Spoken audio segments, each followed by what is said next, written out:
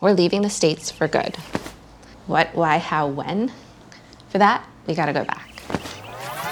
Our journey started in 2016 when Carl and I talked about what it would be like to live out of the country and take a few months to travel, when he joked and said, let's travel the world for a whole year.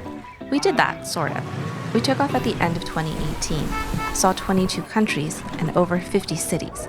We met awesome people, adopted a dog, and we all came home at the end of 2019. We were so excited to share our stories with friends and family, but then COVID happened. Mysterious new virus. COVID-19. The number of cases soaring just today. The breaking news, stay at home. How long it lasts, we don't know. When are these borders going to reopen? Our trip wasn't just meant to explore, but to discover. Discover there was a place where we fit in and one that we could see ourselves be part of the community.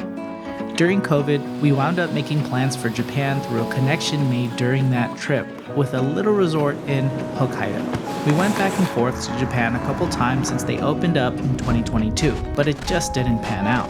There was always another place that never left the top spots on our list. It was early on during our year-long trip that we found ourselves taking a seat by the quay, a couple beers from a nearby kiosk, just watching the sunset with a bunch of strangers, and a guy playing guitar. And everything felt right. And that memory never left us.